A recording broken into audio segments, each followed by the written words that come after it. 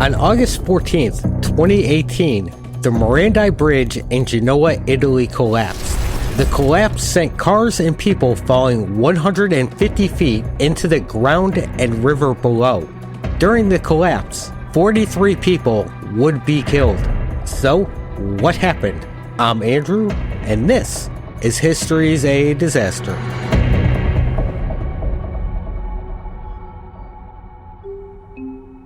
Tonight, we are diving into the Morandi Bridge collapse. The bridge was designed by Ricardo Morandi, so I bet you can guess where the name came from, and was the longest concrete bridge in the world when it opened up in 1967. The bridge looked very much like the Brooklyn Bridge. In fact, many people in the area actually called it Brooklyn. The bridge was made of 2 spans, supported by 3 pylons and 4 reinforced concrete cables called stays. It was a highly innovative design when it was built in the 1960s. The main difference between it and the Brooklyn Bridge was that it only had 4 of these stays used to support it instead of the dozen on the Brooklyn Bridge, and the cables were covered in pre-stressed concrete. The deck, or roadway, was also made entirely of reinforced concrete. The bridge had very little metal in it and was actually stronger and lighter than any other bridge built at the time. It would become a symbol of Italian engineering. On August 13th, what few people were left in the city of Genoa were preparing to leave for vacation and hopping on the A10. August 15th is a major Italian public holiday called Ferragosto, so a lot of people had already skipped town to head out to celebrate. Now, the A10 was the main highway that connected France and northern Italy along with the highly important port of Genoa. So it was a highly used road and passed through the center of town. If you're traveling anywhere north or south, you're going to end up on this highway and passing over the Morandi Bridge. The bridge runs over the industrial sector of town, along with a river whose name I can't pronounce. It's the Polcavera, I don't know, some Italian shit. Houses and railways. The morning of the 14th starts out fairly shitty with a rainstorm soaking the city, making driving conditions pretty nasty with very low visibility. During the rainstorm, at 11:36 in the morning, the bridge collapses. Pylon number 9 disintegrates as concrete drops to the ground below. An 800-foot section of the bridge breaks apart. Cars are tossed around and tumble to the ground 150 feet below. 2,200 tons of concrete fall to the ground, and when it came down, it crushed everything underneath it. Buildings and homes were lost as they were buried under tons of concrete. The rail lines were covered in rubble. It took less than 30 seconds for the entire collapse to happen.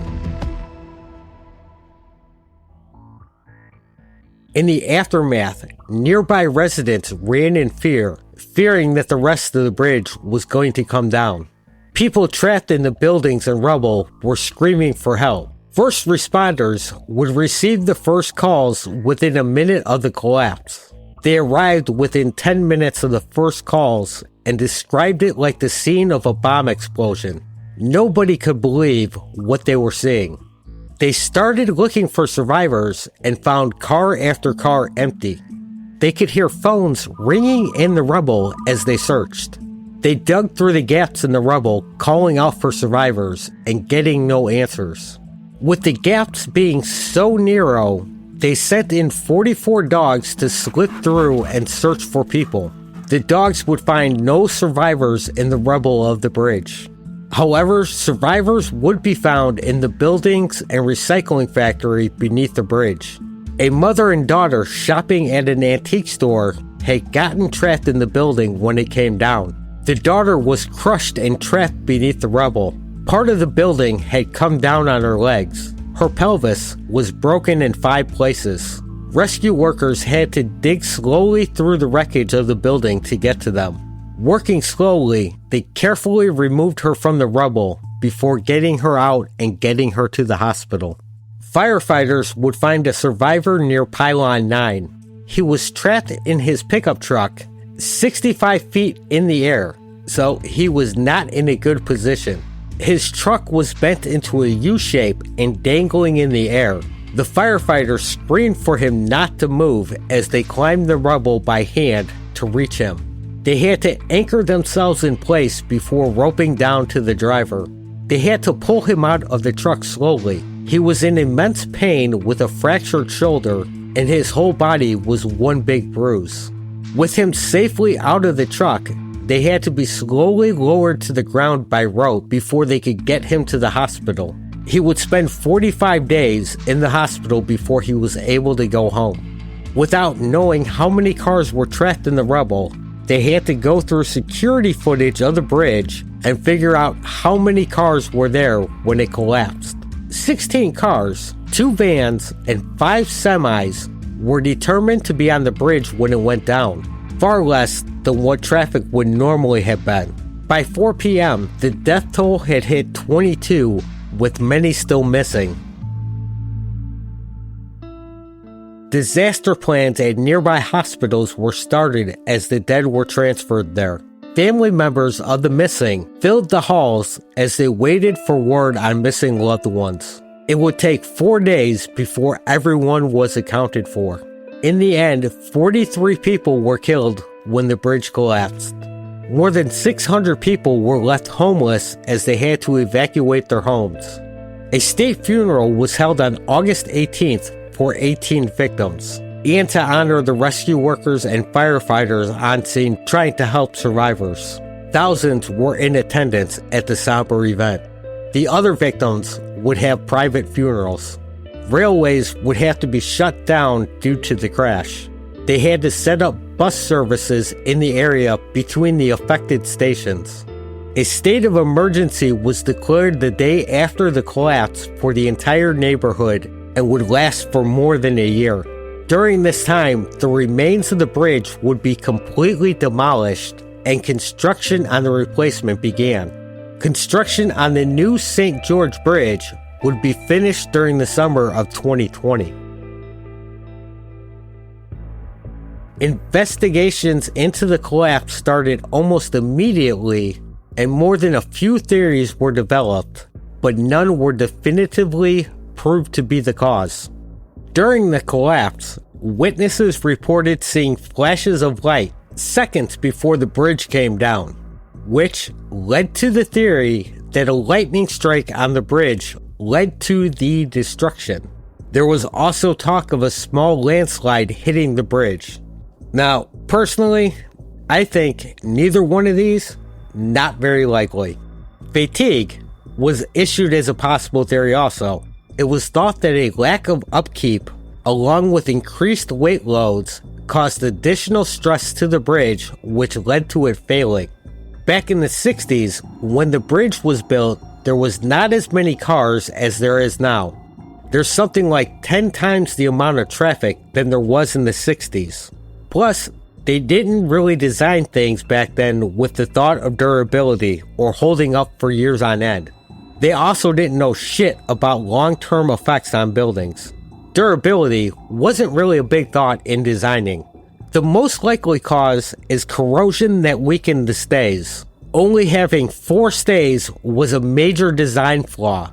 If one of these things broke, the whole thing falls. No way the other 3 could hold up the bridge. It'd be too unbalanced. During different checks of the bridge, it was determined that the steel cable inside the concrete was being corroded from the high salinity levels of being right near the Mediterranean Sea. There was some repair work done on some of the spans, but not all of them. Work on the other sections was scheduled for later in the year.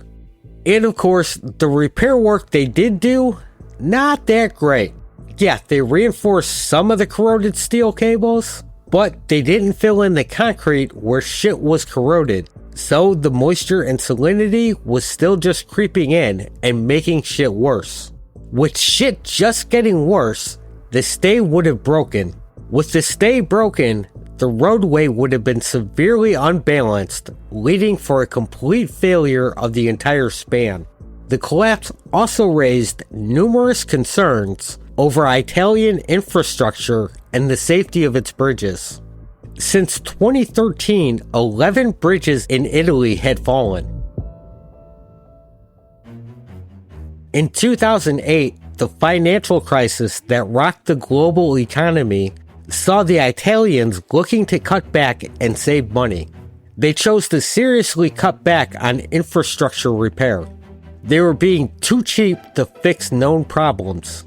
They took a, "oh, it's fine, everything's fine" type attitude, and more than a few shitheads said there was no possible way the Morandi Bridge would ever collapse. Just look at it. It's made of tons of concrete and Italian ingenuity. That thing will last 100 years. Just don't look too closely at it and ignore the obvious signs it's aging faster than anyone expected. Yeah, fucking shitheads. Autostrade d'Italia, the owners of the bridge at the time of the collapse, came under intense scrutiny. They were being blamed for knowing about the potential for collapse and failing to do anything about it. 59 employees would end up facing criminal charges ranging from manslaughter to willfully removing safety features in the workplace and harming transport safety. The biggest of these being the former CEO of Autostrade, Giovanni Castelucci. He is facing charges of endangering safety on the road and willfully failing to take precautions to avoid a catastrophe. If, and that seems like a big if, he's convicted, he's looking at a maximum sentence of 15 years. The trial, which had been previously postponed, is still ongoing at this time. Currently, a judge's panel has ruled that they are not civilly liable in the collapse, meaning they have no responsibility to compensate in any of the damages caused by the bridge falling. So, not sure if that bodes well for anyone facing serious criminal charges. But I'm not a lawyer, and it's Italy, so who knows how this will turn out. However, having said that, Giovanni was convicted of negligent homicide and negligent disaster in April of this year in relation to a disaster involving a bus falling off a viaduct and killing 40 people. Giovanni was sentenced to 6 years in prison over the accident. So if nothing else, at least this shithead will see the inside of a jail cell for something. So maybe there's hope after all for him being convicted in this disaster.